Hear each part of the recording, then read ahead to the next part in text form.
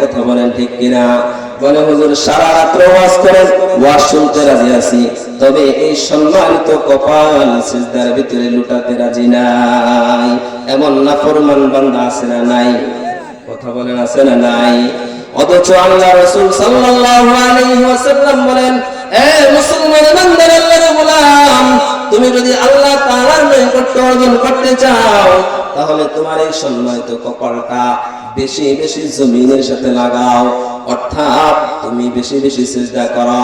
আল্লাহ রাসূল সাল্লাল্লাহু আলাইহি ওয়াসাল্লাম বলেন, আকরাবু মা ইয়াকুনুল আবদু মির রাব্বিহি ওয়া হুয়া সাজিদুন।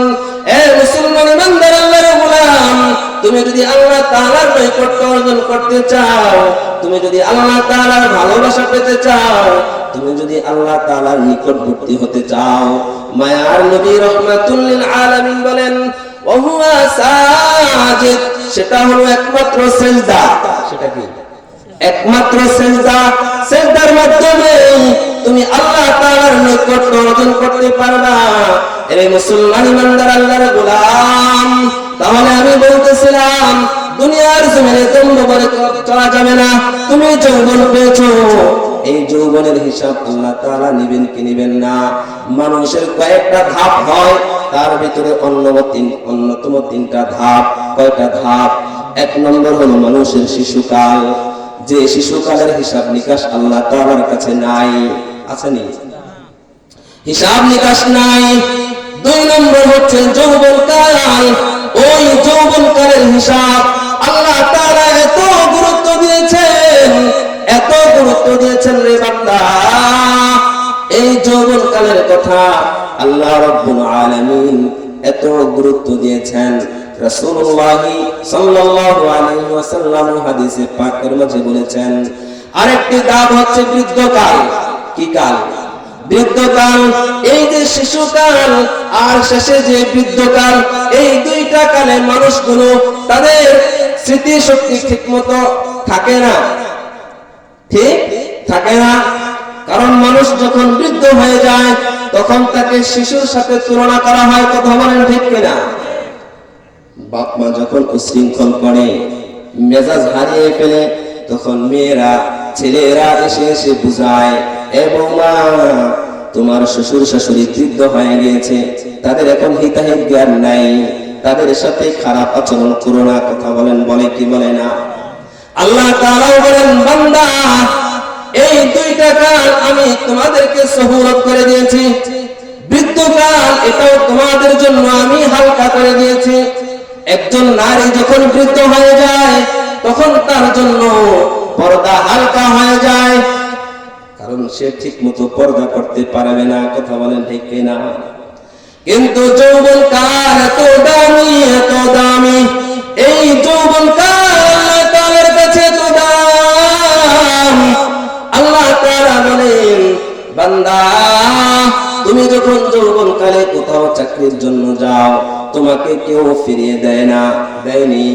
সবাই তোমার যৌবনকালকে মূল্যায়ন করে, কারণ এই সময়ে তোমার শরীরের ভিতরে শক্তি বিদ্যমান। কিন্তু যখন তুমি 50-60 বছর উপনীত করে ফেলো, ওই সময় কোথাও চাকরির জন্য গেলেও তোমাকে এলাও করে না। করেনি? করে না। আল্লাহ তাআলা বলেন, তাহলে যৌবনকাল এটা আমার কাছে অনেক দাম, দুনিয়ার মানুষের কাছেও দাম, সবার কাছে দাম, তোমার বউয়ের কাছেও দাম, তোমার মায়ের কাছেও দাম, তোমার ভাইয়ের কাছেও দাম, সবার কাছে দাম। এমনকি তোমার নেতা, তোমার মন্ত্রী, এমপি, যার পিছনে পিছনে তুমি স্লোগান দিয়ে ঘোরো, আমার নেতার চরিত্র ফুলের মতো পবিত্র, এমন স্লোগান দেয় কি দেয় না? কারা দেয়? বৃদ্ধ বাবা দেয়নি। কারা দেয়? যুবকরা দেয়। বুঝা গেল যুবক বয়সে প্রত্যেকটি মানুষের ভিতরে সব কিছু বিদ্যমান থাকে, তার জ্ঞান গরিমা বুদ্ধি হিকমত সব কিছু পূর্ণাঙ্গ রূপে থাকে। কথা বলেন ঠিক কিনা? আল্লাহ তাআলা বলেন, বান্দা এই বৃদ্ধকাল এবং শিশুকাল এই দুইটাকে আমি মাইনাস করে দিব যদি তুমি যৌবনকালকে আমি আল্লাহ তাআলার ইবাদতের ভিতরে কাটিয়ে দাও। আল্লাহু আকবার। কারণ যৌবনকালে এক ওয়াক্ত নামাজ তুমি যেভাবে সুন্দর করে আদায় করতে পারবা, বৃদ্ধকালে ওইভাবে তুমি আদায় করতে পারবা না, কারণ তোমার হাঁটুর ব্যথা দেখা দিবে, তোমার শরীরের অঙ্গ প্রত্যঙ্গ গুলো দেখা দিবে ব্যথায়, তুমি ব্যথায় জর্জরিত হয়ে যাইবা। ওই সময় শুধু তোমার ঔষধের উপরে চলতে হবে, ওই সময় তুমি নেক আমল করতে পারবা না রে বান্দা। কিন্তু তাকে দেখেন ওই সমস্ত আল্লাহর ওলিরা যারা আমার দুনিয়ার জমিনে, আমার বাংলাদেশের ভিতরে ইসলাম প্রচার করে করে এই গ্রামগঞ্জ পর্যন্ত, মানুষের কর্ণকুহর পর্যন্ত কালিমার দাওয়াত, লা ইলাহা ইল্লাল্লাহর কথাগুলো, আল্লাহ তাআলার বাণীগুলো মানুষের কান পর্যন্ত পৌঁছে দিয়েছেন। এর ভিতরে অন্যতম একটি দল হচ্ছে চরমনাই। কথা বলেন ঠিক কিনা? চরমনাইতে আপনারা হয়তো অনেকে গিয়েছেন, সবাই ছিলেন। আরেকটি ময়দান হচ্ছে উজানের ময়দান। কোন জায়গার ময়দান? উজানের ময়দান। গেছেন আপনারা? যেখানে যান নাই সেই যেই ফল খাই না, যেই ফুল দেখি না, এর গ্রাম কি, ওই ফলের মিষ্টতা কি বা তার স্বাদ কি, এটা আমি অনুভব করতে পারি না। কথা বলেন ঠিক কিনা? ওই উজানের ময়দানে ছিলেন কারি ইব্রাহিম সাহেব রহমাতুল্লাহি আলাইহি। এমন আল্লাহর ওলি ছিলেন যে আল্লাহর ওলি জবান দিয়ে শুধু লা ইলাহা ইল্লাল্লাহ, লা ইলাহা ইল্লাল্লাহ জিকির করতে করতে মনটাকে এত নরম করেছেন, এত তাজা করেছেন। তার জীবনের একটি গ্রন্থ রচিত হয়েছে। ওই জীবনের ভিতরে সংকলন যারা করেছেন তারা লিখেছেন, একটি ঘটনা সুন্দর করে উপস্থাপন করেছেন।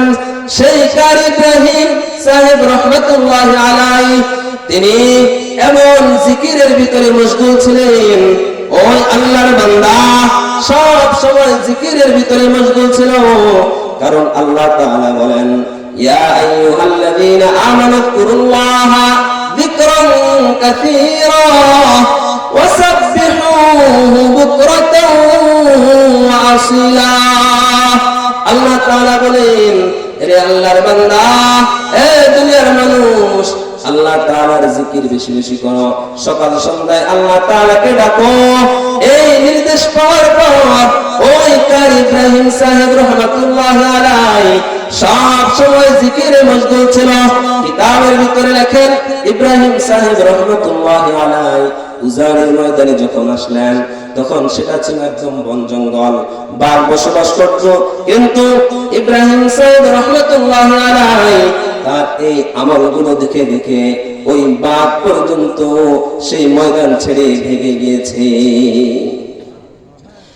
কিতাবের ভিতরে লেখেন, কারি ইব্রাহিম সাহেব রহমাতুল্লাহি আলাইহি আল্লাহ তাআলার এত পাগল, এত জিকির করতেন। একবার তিনি রসুনের যে গোটাগুলো আছে না, এই রসুনের গোটাগুলো জমিনের ভিতরে লাগাতে গেলেন। একবার লাগায়, কিন্তু তার জবান বন্ধ নাই। জবান থেকে ইল্লাল্লাহ, লা ইলাহা ইল্লাল্লাহ, আল্লাহ, জবান দিয়ে আল্লাহ আল্লাহ এমন জিকির করেন। আর ওই রসুনের বিচিগুলো তিনি জমিনের ভিতরে রোপণ করে করে সামনে অগ্রসর হন। দেখা গেল কারি ইব্রাহিম সাহেব রহমাতুল্লাহি আলাইহি যেই জমিনের ভিতরে ওই যেই রসুনের গোটা ছিল, ওই রসুনের গোটাগুলো তিনি যা লাগিয়েছিলেন, যে স্থানে তিনি লাগিয়েছেন সামনে অগ্রসর হয়েছেন, জিকির করতেছেন। আর ওই রসুনের গোটাগুলো জমিনের ভিতরে লাগিয়েছেন। যে জমিনের ভিতরে রসুনের বিচিগুলো লাগান, পিছন দিকে তাকিয়ে দেখি ওই জমিনের রসুনের বিচিগুলো জমিনের উপরে উঠে গিয়েছে। আল্লাহু আকবার। কারণ জিজ্ঞাসা করা হলে কারি ইব্রাহিম সাহেব রহমাতুল্লাহি আলাইহি বলতেন, এটা হলো এমন একটা হালাত, আমি যখন আল্লাহ তাআলার জিকির করি, জিকির করতে করতে এমন একটা একটা অবস্থা হয়ে গিয়েছে, আমার অঙ্গ প্রত্যঙ্গ গুলো জিকির করে, জমিনও আল্লাহ তাআলার জিকির করে। আল্লাহু আকবার, আল্লাহু আকবার। আরে মুসলমানি বান্দার আল্লাহর গোলাম, কিন্তু আজকে আমরা এমন এক পর্যায়ে পৌঁছে গিয়েছি, দুনিয়ার জমিনের লোভ লালসা আমাদের অন্তরের ভিতরে এত স্থান পেয়েছে, এই জবান মানুষের গীবতে লিপ্ত হতে থাকে। কথা বলেন ঠিক কিনা? দোকান পাটে বসলে মানুষের গীবত, ঘরে আসলেও অন্যের গীবত, বাজারে গেলেও অন্যের গীবত, সব সময় গীবত আর সুগলগুলিতে আমাদের অন্তর, আমাদের জবান ভরপুর হয়ে গেছে। কথা বলেন ঠিক কিনা? কিন্তু না না না, আপনার আমার জবান এত দাম, এত দাম, যে জবান দিয়ে আল্লাহ তাআলাকে একবার স্মরণ করবেন, আল্লাহ তাআলা আপনার এই জবানের এই স্মরণের 70 বার আল্লাহ তাআলা উত্তর দিয়ে দিবেন। সুবহানাল্লাহ। অতএব আমার মুসলমান বন্ধুগণ, আল্লাহ রাব্বুল আলামিন ওই কিয়ামতের ময়দানে ডাক দিয়ে বলবেন, ওয়ামতাজুল ইয়াউমা আইয়ুহাল মুজরিমুন, ও দুনিয়ার পাপিষ্ঠরা, তোমরা আজকে আলাদা হয়ে যাও, আজকে আলাদা হয়ে যাও। দুনিয়ার জমিনে যারা সম্মানিত ব্যক্তি ছিল, দেখবা তারা আলাদা হয়ে গেছে। দুনিয়ার জমিনে যারা মন্ত্রী ছিল, এমপি ছিল, যারা আমাদেরকে পথ নির্দেশ ছিল, আমাদেরকে সমাজের পরিচালনা করত, ওই মানুষগুলো দেখা যাবে আল্লাহ তাআলার ধরায় ধরা পড়ে গিয়েছে। কথা বলেন ঠিক কিনা? অতএব আপনার আমার ভিতর যদি ভালো হয়, আপনার আমার ভিতরে যদি নেক আমল থাকে, তাহলে আল্লাহ তাআলা আপনাকে আমাকে মাফ করবেন। আর যদি আপনার আমার ভিতরে নেক আমল না থাকে, তাহলে বাঁচানোর কোনো উপায় থাকবে না। আল্লাহ রাসূল সাল্লাল্লাহু আলাইহি ওয়াসাল্লাম বলেন, লা তাআতা লিমাখলুকিন ফি মাসিয়াতিল খালিক। এই দুনিয়ার উম্মত, শুনে নাও, শুনে নাও, আমি আল্লাহ তাআলা তোমাদেরকে, আল্লাহ তাআলা আমাদেরকে যে হায়াত দিয়েছেন, রাসূলুল্লাহ সাল্লাল্লাহু আলাইহি ওয়াসাল্লাম বলেন, তোমরা যদি দুনিয়ার জমিনে আল্লাহ তাআলার বিরুদ্ধে, আল্লাহ তাআলার বিরোধিতা করে তোমরা তোমাদের অধীনস্থদেরকে খুশি করে চলো, তাহলে শুনে রাখো, আল্লাহ তাআলা কখনো তোমাদের প্রতি সন্তুষ্ট হবেন না। কথা কি বুঝছেন? কি বললেন? লা তাআতা লিমাখলুকিন ফি মাসিয়াতিল খালিক। খালেক কে? আল্লাহ। আমাদের সৃষ্টিকর্তাকে আল্লাহ, কিন্তু ওই সৃষ্টিকর্তাকে বিরাজ করে মাখলুকের তাবেদারি করা যাবে, মাখলুকের অনুসরণ করা যাবে না। কিন্তু আমরা তো এটাই করতেছি। আপনি আপনার ঘর থেকে শুরু করেন, আপনার স্ত্রী আপনাকে মানে, বলে হ্যাঁ মানে। কোন দিক থেকে মানে? বলে আমি যখন নবীর আদর্শ মানি না, তখনই আমাকে মানে। কথা বলেন ঠিক কিনা? আর যখন আমি নবীর আদর্শ মোতাবেক চলি, তখন সে আমাকে মানতে চায় না। কেন? বলে আমি দাড়ি পছন্দ করি না, টুপি পছন্দ করি না, লম্বা জামা পছন্দ করি না, তুমি নামাজে হও এটা আমি পছন্দ করি না।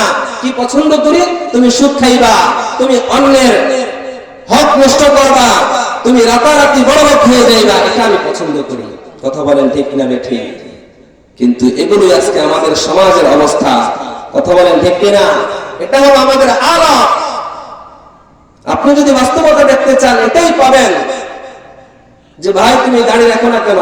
যে যুবক ভাই, আমার স্ত্রী এটাকে পছন্দ করে না, বলে আরেকটু বয়স হয়ে নেই। আরে ভাই, আপনি আরেকটু হায়াত পাবেন এমনটা গ্যারান্টি আছে? কথা বলেন। এই যে মজলিস থেকে আপনি এক কদম পিছনে অগ্রসর হবেন, যাইতে পারবেন, এমনটা গ্যারান্টি দিতে পারবেন না? পারবেন না। অতএব কেন এত বাহাদুরি, কেন এত অহংকার? আমার মুসলমান বন্ধুগণ, যদি আপনার আমার ভিতরে অহংকার চলে আসে, আপনার আমার ভিতরে ধম্ম চলে আসে, আল্লাহ তাআলার নাফরমানি চলে আসে, তাহলে আমি বলবো দুইটি কাজ করার। কয় কাজ? ইনশাআল্লাহ আমি কিছুক্ষণ পরে আলোচনা ছেড়ে দিব। কয়টি কাজ করতে হবে? দুইটি কাজ। কেন আজকে তুমি দম্ভ বলে চলো? কেন তুমি এত অহংকার দেখাও? দুনিয়ার জমিনে তোমার মতো কত রাজা বাদশা ছিল, যারা শুধু বাংলাদেশ নয়, গোটা পৃথিবী শাসন করেছিল। সেই যুলকারনাইনের ইতিহাস পড়ে দেখো, সেই কারুনের ইতিহাস পড়ে দেখো। সেই বাদশাহ সুলাইমান ছিলেন যিনি সারা পৃথিবী যার হাতের মুঠোয় ছিল। কথা বলেন ঠিক কিনা? আল্লাহ তাআলা এত ক্ষমতা দিয়েছেন, এত ক্ষমতা দিয়েছেন, একটি পিপীলিকার কথা পর্যন্ত হযরতে সুলাইমান আলাইহিস সালাতু ওয়াস সালাম শুনতেন। আল্লাহু আকবার।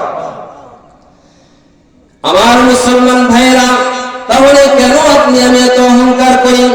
আপনি আমি কি ক্ষমতা পেয়েছি, কি বাহাদুরি? যদি তোমার ভিতরে ক্ষমতার লোভ চলে আসে, অহংকার চলে আসে, তাহলে তুমি দুইটি কাজ করো। এক নম্বর কাজ হচ্ছে, তোমার ভিতরে যদি অহংকার চলে আসে, এক নম্বর কাজ, তুমি দৌড়ে গিয়ে হাসপাতালের কাছে চলে যাও। কোথায় যাইবা? হাসপাতালের কাছে যাও। ওই হাসপাতালের কাছে গিয়ে দেখো কত মানুষ, যুবক ভাই দেখো কত যুবক ওই হাসপাতালের বেডে শুয়ে আছে। কারো হাত নাই, কারো পা নাই, কারো চোখ বন্ধ হয়ে আছে, কারো মাথায় টিউমারে পড়ে আছে, কেউ অপারেশন অবস্থায় শুয়ে আছে। এমন করে করে বিভিন্ন রোগে আক্রান্ত হয়ে আছে। আমার মুসলমান ভাইরা, অতএব আপনার আমার ভিতরে কিসের এত অহংকার? হে আল্লাহর গোলাম, একবার যদি চিন্তা করো, আমার মতো যুবক ওই হাসপাতালের বেডে পড়ে আছে। হে আল্লাহর গোলাম, কেন আমি আপনি বড়াই করি? কেন আমার আপনার ভিতরে এত অহংকার? আল্লাহ তাআলা তো চাইলে আমাকে হাসপাতালের বেডে শুয়ে রাখতে পারতেন। কথা বলেন ঠিক কিনা? ও আমার পর্দার অন্তরের মা, আজকে মা বোনেরা এত পরকীয়ায় লিপ্ত হয়ে যাচ্ছে একমাত্র মোবাইলের কারণে। কথা বলেন ঠিক কিনা? আপনার এলাকায় হয়তো হয় না, আপনারা পত্র পত্রিকায় জরিপ করে দেখবেন, প্রত্যেকটা দিন এই সকল নিউজ চলে আসছে। কেন? কারণ হচ্ছে একটাই, ওই সকল মানুষগুলো শয়তানের ধোঁকায় পা বাড়িয়ে দিচ্ছে। কথা বলেন ঠিক কিনা? আজকে আমার মা বোনেরা এত সম্মানিত মা, এগো মা, তোমার গর্ভের মাধ্যমে দুনিয়ার জমিনে যে সন্তান হয়, ওই সন্তান আল্লাহ তাআলার কাছে অনেক দাম, অনেক দাম। হে মুসলমান ইমানদার আল্লাহর গোলাম, ওই খাজা কুতুবউদ্দিন বখতিয়ার কাকি রহমাতুল্লাহি আলাইহির ইতিহাসটা পড়ে দেখো। এটাও কিন্তু একজন মার গর্ভ থেকে আসছে। কথা বলেন ঠিক কিনা? পৃথিবীর জমিনে মা ছাড়া সন্তান হয় না, কিন্তু আল্লাহ তাআলা এমন সন্তান দুনিয়ার জমিনে দিতে পারেন যে সন্তানের মা লাগে না, বাপও লাগে না। কথা বলেন ঠিক কিনা? দিতে পারেন কি পারেন না? দেখে দিচ্ছেন নি হযরত আদম আলাইহিস সালাতু ওয়াস সালাম, আম্মা জান হাওয়া আলাইহিস সালাতু ওয়াস সালামের আব্বা আম্মা আসেনি? কথা বলেন। আমরা দুনিয়ার যে রসম মানুষ বৈবাহিক সম্পর্ক হলে সন্তান লাভ হয়, কিন্তু আল্লাহ তাআলা বলেন, এ দুনিয়ার মানুষ শুনে নাও, শুনে নাও, আমি আল্লাহ তাআলা চাইলে বৈবাহিক সম্পর্ক ছাড়াও দুনিয়ার জমিনে সন্তান দিতে পারি। একজন মায়ের গর্ভে আমি সন্তান দিতে দেওয়ার ক্ষমতা রাখি। সুবহানাল্লাহ। দিবেন কি দেন নাই? দিয়েছেন নি? হযরতে ঈসা রূহুল্লাহ, হযরতে মারইয়াম আলাইহিস সালাতু ওয়াস সালামের গর্ভে যে সন্তান দিয়েছেন, নাম কি ছিল? হযরত ঈসা আলাইহিস সালাতু ওয়াস সালাম, আমাদের একজন নবী। আল্লাহ তাআলা যাকে নবী হিসেবে দুনিয়ার জমিনে প্রেরণ করেছিলেন। সুবহানাল্লাহ। এখনো তিনি আছেন, চতুর্থ আসমানে আছেন, আমাদের পয়গম্বরের উম্মত হয়ে আবার দুনিয়ার জমিনে আগমন করবেন। সুবহানাল্লাহ। তাহলে আমি বলতেছিলাম মা জাতি অনেক দামি জাতি, কিন্তু আজকে আমাদের মা বোনেরা এই শয়তানের ধোঁকায় নিজেদের জীবনটাকে বিসর্জন দিয়ে দিচ্ছে। কথা বলেন ঠিক কিনা? আপনার আমার সন্তান বিবাহ শাদী হয়েছে সুন্দর সংসারের জন্য, নিজের মাতৃভূমি ছেড়ে ভিন দেশে যায় টাকা উপার্জন করার জন্য, কিন্তু সেই ভিন দেশে যাওয়ার পর আমার স্ত্রী অন্য ছেলের সাথে অন্য লোকের সাথে সুসম্পর্ক গড়ে তোলে, নাউজুবিল্লাহ। এটাকে সুসম্পর্ক বলা হয় না, এটা হলো বেহায়াপনা সম্পর্ক। কথা বলেন ঠিক কিনা? এটা কিসের সম্পর্ক? বেহায়াপনার সম্পর্ক, বেলিল্লাপনার সম্পর্ক, জিনার সম্পর্ক। কথা বলেন ঠিক কিনা? আজকে সমাজের ভিতরে এই রোগে আক্রান্ত হয়ে গিয়েছে নারী পুরুষ সবাই। কথা বলেন ঠিক কিনা? পুরুষ নিজের স্ত্রীকে ঘরে রেখে অন্যের ঘরে দৌড়ায়, অন্যের স্ত্রীর দিকে নজর দেয়, এমন লোক আছে না নাই? আমার মুসলমান ভাইয়েরা, এটা করা যাবে না। এটা হলো নাফরমানি, আল্লাহ তাআলার মাসিয়াত, গুনাহের কাজ। অতএব আপনার আমার যখনই শয়তানের ধোঁকায় চলে আসবে, তখন আল্লাহ তাআলার কাছে আমি পানা চাইব, আল্লাহ তাআলা যেন আমাকে গুনাহ থেকে বিরত রাখেন। আমার মুসলমান ভাইয়েরা, তাহলে আপনার আমার ভিতরে যদি অহংকার চলে আসে, কয়টা কাজ করব? কয় কাজ? এক নম্বর কাজ হলো কোথায় যাব? হাসপাতালে যাব। কারণ হাসপাতালে গেলে দেখা যায় আল্লাহ তাআলা আমাকে যে সুস্থতা দিয়েছেন তার চাইতেও বেশি বেশি অসুস্থ অবস্থায় ওই হাসপাতালের বেডে পড়ে আছে। কথা বলেন ঠিক কিনা? যদি আপনি হাসপাতালের বেডে যান, তাহলে বুঝতে পারবেন সুস্থতার কত কদর, সুস্থতার কত নিয়ামত, এটা আপনি বুঝতে পারবেন। অন্যথায় আপনি ঘরের ভিতরে বসবেন আর সামান্য হাঁচি সর্দি কাশি আসছে, আর আপনি আল্লাহ তাআলাকে বলবেন যে আল্লাহ তাআলা কি আমাকেই দেখছে, আর মনে হয় আমার আশেপাশে লোক দেখে না। এমন লোক কথা বলে কি বলে না? বলেনি? বলে। এটা হলো আল্লাহ তাআলার নাফরমানি কথা। তাহলে আমাকে আপনাকে হাসপাতালের বেডে যাইতে হবে। যদি সেখানে যাই, তাহলে আমি যে রোগীগুলো দেখব, দেখার পর আমার ভিতরে আর অহংকার আসবে না। কথা বলেন ঠিক কিনা? আপনারা হয়তো কিছুদিন পূর্বে দেখেছেন, অনেক আগে, যে এক ছেলে তার বাবা তার আত্মীয় স্বজন সহ বরযাত্রী যাচ্ছে। কোথায় যাচ্ছে? বরযাত্রী, মানে ছেলেকে বিবাহ করাবে, সে অনুষ্ঠান খাওয়ার জন্য সে যাচ্ছে। কিন্তু আল্লাহ তাআলার কি কৃপা, আল্লাহ তাআলার কি হিকমত, ঢাকা ফ্লাইওভারের কাজ চলতেছে। যে ফ্লাইওভারের যেগুলো লাগানো হয়, এগুলো আলাদা আলাদা নিয়ে ক্রেন দিয়ে লাগানো হয়। ওই আল্লাহর বান্দা গাড়ি দিয়ে যাচ্ছে, পিতা যেই বাম সাইডে বসেছিল সেখান থেকে এটা ছুটে শুধু পিতা বরাবরই এমন ভাবে পড়েছে, সাথে সাথে সে ডুবে গিয়েছে, একদম মিশে, সাথে সাথে তার নিঃশ্বাস শেষ। কিন্তু তার পাশেই তার ছেলে, তার পাশেই তার স্ত্রী, আল্লাহ তাআলা তাদেরকে জীবিত রেখেছেন। আল্লাহু আকবার, আল্লাহু আকবার। কিন্তু এই ক্ষমতার মালিক কে? আল্লাহ। আপনার আমার কাছ থেকে একজনকে নিয়ে যাবেন, আরেকজনকে রাখবেন, এটা কার দায়িত্বে? আল্লাহ তাআলা। অতএব আমার মুসলমান ভাইয়েরা, আপনার আমার ভিতরে অহংকার আনা যাবে না। অহংকার আসলে আমি কোথায় যাব? একটু হাসপাতালগুলো যারা অসুস্থ অবস্থায় পড়ে আছে, রোগীর সেবা শুশ্রূষা করার জন্য আমরা ছুটে যাব। গেলে আপনার আমার অন্তরটা, মনটা নরম হয়ে যাবে। কথা বলেন ঠিক কিনা? আমার মুসলমান ভাইয়েরা, এক নম্বর কাজ হচ্ছে হাসপাতালে বেশি বেশি ঘোরাঘুরি করবেন। দুই নম্বর কাজ হচ্ছে আপনি আমি গোরস্থানের কাছে যাইব। কোথায় যাব? গোরস্থান চেনেননি? ওই যে আপনার আব্বা, আপনার আম্মা, সে আমার আদরের ছোট ভাই, বড় ভাই কবে মারা গিয়েছে, অনেকের চেহারা পর্যন্ত ভুলে গিয়েছে। কথা বলেন ঠিক কিনা? আমার মুসলমান বন্ধুগণ, তাহলে আপনার আমার ভিতরে যদি শয়তানের ধোঁকা চলে আসে, নফসে আম্মারা যদি কাজ করতে চায়, আপনার আমার ভিতরে যদি অহংকার চলে আসে, তাহলে আমি আপনি কবরস্থানে বেশি বেশি যাইব। সেখানে গিয়ে দেখবেন কত রাজা বাদশাহ ওই মাটির নিচে পড়ে আছে, কত এমপি মন্ত্রী ওই মাটির নিচে শুয়ে আছে, কত ক্ষমতাধর ওই মাটির নিচে পড়ে আছে। কোন ক্ষমতা দেখানোর সুযোগ নাই, কোন বাহাদুরি পর্যন্ত দেখানোর সুযোগ নাই। আসেনি? নাই। কেন?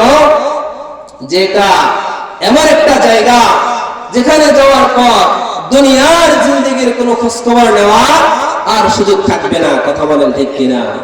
অতএব আমার মুসলমান বন্ধুগণ, আপনার আমার ভিতরে যেন অহংকার চলে না আসে, তাহলে আমি বেশি বেশি গোরস্থানে যাইব।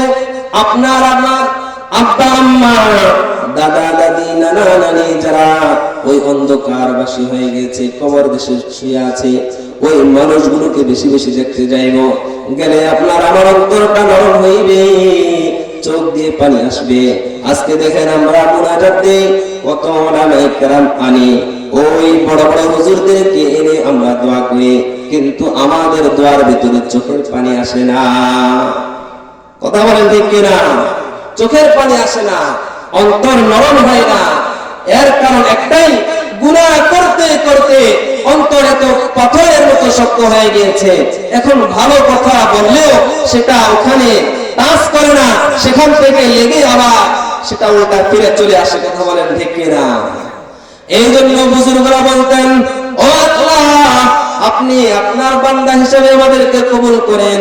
দুনিয়ার কোনো ক্ষমতা দেওয়ার আমাদের চাওয়া নাই, দুনিয়ার কোনো ক্ষমতা আমাদের চাওয়া নাই। বুজুর্গি কি নেহি হামকো জরুরত, গোলাম আপনা বানা হামকো খুদায়া। বুজুর্গির দরকার নাই, ক্ষমতার দরকার নাই, একমাত্র আপনার বান্দা হিসেবে আপনার খাতায় আমাদের নামটা উঠিয়ে ফেলেন। আপনি যদি আপনার বান্দা হিসেবে আমাদেরকে কবুল করেন, তাহলে আমাদের জন্য জান্নাত থাকবে। আর আপনি যদি আপনার খাতায় আমাদেরকে বান্দা হিসেবে কবুল না করেন, তাহলে আমাদের জন্য জান্নাত থাকবে না। বান্দা হতে রাজি আছেন তো ইনশাআল্লাহ? হ্যাঁ না? আপনি নেতা হয়ে সমাজে চলবেন, আপনি মন্ত্রী হয়ে চলবেন, আপনি রাষ্ট্রীয় ক্ষমতার পিছনে দৌড়াবেন, কিন্তু আল্লাহ তাআলার নাফরমানি করে করে জীবনকে শেষ করে দিবেন। আর আপনি মনে মনে মন করা খাবেন, আর সমাজের মানুষের কাছে বলবেন, হ্যাঁ আমি তো বিশাল কিছু হয়ে গেছি। এই বিশাল কিছু হওয়ার কোনো কি থাকবে না, মূল্য থাকবে না। এই জন্য কবি বলেন, কামি মারুফিন ইয়াজাহালু ফিস সামা, যে দুনিয়ার জমিনে এমন কিছু পরিচিতি মানুষ যে সবাই তাকে চিনে, সবাই তাকে শ্রদ্ধা করে, সবাই তাকে সম্মান করে, কিন্তু মাজহুরুন ফিস সামা, ওই আসমানে তার কি কোনো ভ্যালুই নাই, আসমানে তার কোনো নামগন্ধই নাই, তাকে চিনেও না। তাহলে এমন ভ্যালুওয়ালা মানুষের দরকার আছে? নাই। আবার এর বিপরীতেই বলেন যে দুনিয়ার জমিনে এমন কিছু মানুষ যারা দুনিয়াতে তাদেরকে পাত্তা দেওয়া হয় না, দুনিয়াতে তাদেরকে কেউ চিনে না, কিন্তু রব্বে কারিমের দরবারে তাদের মান, তাদের মর্যাদা এত বেশি যে দুনিয়ার মানুষ সেগুলো টেরই পায় না। আল্লাহু আকবার। অতএব আমার মুসলমান ভাইয়েরা, অনেক রাত্র হয়ে গিয়েছে। আল্লাহ রাব্বুল আলামিন আমাদের সবাইকে সব সময় মৃত্যুর কথা স্মরণ করার তৌফিক দান করুন। সকলে বলুন আল্লাহুম্মা আমিন। আর আমরা যে মাটির দ্বারা তৈরি, এক ফোঁটা নাপাক পানি দ্বারা তৈরি, এটা যেন সব সময় আমাদের ভিতরে লালন থাকে, আমাদের অন্তরের ভিতরে থাকে। থাকলে কি হবে? আপনার আমার গরিমা আসবে না, আপনার আমার অহংকার আসবে না। কথা বলেন ঠিক কিনা? আল্লাহ তাআলা তার খাঁটি বান্দা হয়ে আল্লাহ তাআলা যেন আমাদেরকে দুনিয়ার জমিন থেকে চিরবিদায় দেওয়ার তৌফিক দান করুন। সকলে বলুন আল্লাহুম্মা আমিন। ওয়া আখিরু দাওয়ানা আলহামদুলিল্লাহি রাব্বিল আলামিন।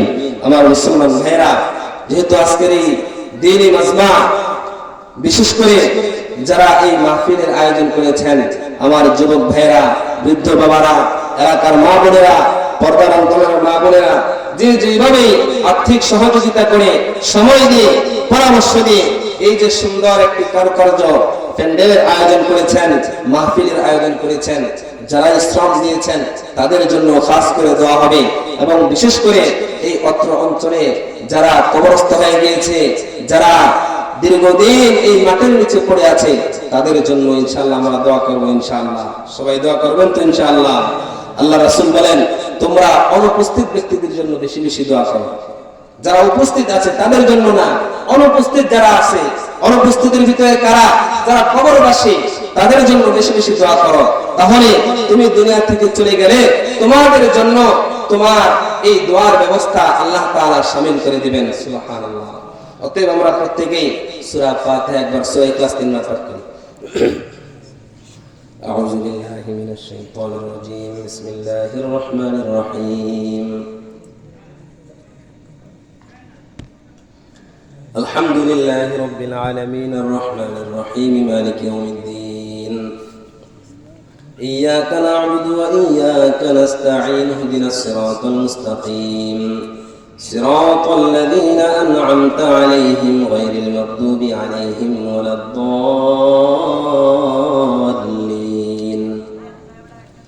بسم الله الرحمن الرحيم قل هو الله أحد الله الصمد لم يلد ولم يولد ولم يكن له كفوا أحد بسم الله الرحمن الرحيم قل هو الله أحد الله الصمد لم يلد ولم يولد ولم يكن له كفوا أحد بسم الله الرحمن الرحيم قل هو الله أحد الله الصمد لم يلد ولم يولد ولم يكن له كفوا أحد صدق الله العظيم وصدق رسوله النبي الكريم اللهم صل على سيدنا ونبينا وشفيعنا وحبيبنا ومولانا محمد صلى الله عليه وعلى آله وأصحابه وبارك وسلم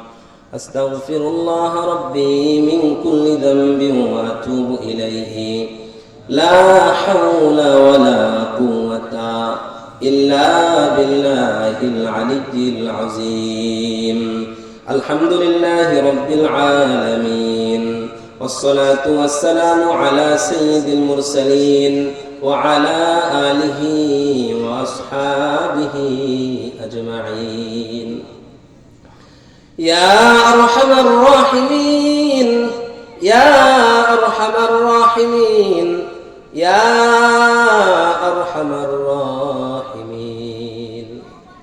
ऐ खुदाए पाक तू रहमान है या इलाही मुझसे मुझको दूर कर ताकि देखो मुझ में तुझको एक नज़र हर घड़ी देने को तू तैयार है जो न मांगे उससे तू बेजार है रब्बना ज़लमना अनफुसना व इन लम तगफिर लना व तरहमना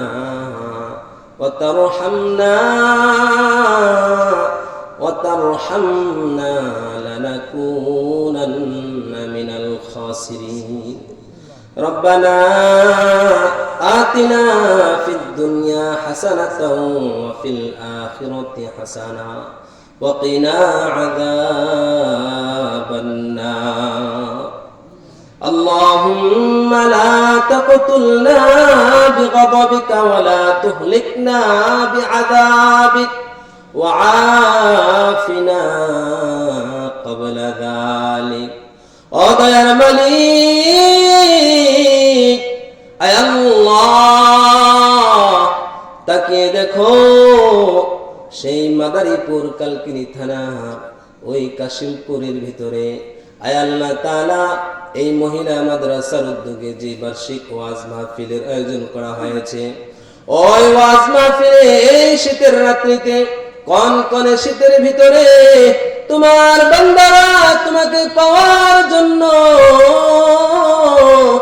আয় আল্লাহ দীর্ঘ সময় ওয়াজ নসিহত শুনেছে গো মাওলা ইসলামের কথাগুলো শুনেছে আয় আল্লাহ মরণের কথাগুলো শুনেছে আয় আল্লাহ তাআলা আমি গুনাহগার সুদূর দূর থেকে আগমন করেছি গো মাওলা আয় আল্লাহ তাআলা আমি মুসাফির মানুষ আয় আল্লাহ তোমার মুখলিস বান্দাদেরকে নিয়ে উলামায়ে কেরামদেরকে নিয়ে বড় বাবাদেরকে নিয়ে যুবক ভাইদেরকে নিয়ে কচি কাঁচা মাসুম বাচ্চাদেরকে নিয়ে পর্দার অন্তরের মা বোনদেরকে নিয়ে তোমার শাহী দরবারে হাত তুলেছি আয় আল্লাহ যার দুই কান হাত পছন্দ হয় তাদের উসিলা করে আমাদের দোয়াগুলোকে কবুল করে নাও আয় আল্লাহ তাআলা আমরা গুনাহগার গুনাহ নিয়ে তোমার শাহী দরবারে হাত তুলেছি গো মাওলা আয় আল্লাহ গুনার কথা যদি প্রকাশ পেত গো মাওলা, তাহলে সমাজের ভিতরে মুখ দেখে চলতে পারতাম না। আয় আল্লাহ তাআলা, এমন কোন গুনাহ বাকি নাই আমাদের দ্বারা হয় নাই গো মাওলা। আয় আল্লাহ তাআলা, আমাদের জীবনের সগীরা কবিরা জাহিরি বাতিনি, ইচ্ছা অনিচ্ছা, গোপনে প্রকাশ্যে, আয় আল্লাহ শিরকি বিদআতি, রাতের অন্ধকারে দিনের আলোতে যত ধরনের গুনাহ করেছি, সব গুনাহ থেকে তোমার কাছে ক্ষমা চাই। আয় আল্লাহ, জীবনে আর গুনাহ করব না গো মাওলা। আয় আল্লাহ, আজকে মাহফিল থেকে ওয়াদাবদ্ধ হয়েছি মাওলা, আর গুনাহ করব না। আয় আল্লাহ, তওবা করতেছি। আয় আল্লাহ, আর জীবনে কোনো গুনাহ করব না গো মাওলা। আয় আল্লাহ, হাতের গুনাহ, পায়ের গুনাহ, জবানের গুনাহ, চোখের গুনাহ, যত ধরনের গুনাহ করেছি মাওলা, তোমার কাছে ক্ষমা চাই, মাফ চাই। আমাদের সকল গুনাহগুলো তুমি মাফ করে দাও। আয় আল্লাহ তাআলা, আমরা যারা হাত তুলেছি, অনেকের মা নাই, ওই জনম দুঃখিনী মা কবে দাফন করেছি আয় আল্লাহ তাআলা, চেহারা পর্যন্ত ভুলে গিয়েছে গো মাওলা। আয় আল্লাহ, অনেকের বাবা নাই, বাবা হারা সন্তানগুলো তোমার শাহী দরবারে হাত তুলেছে গো মাওলা।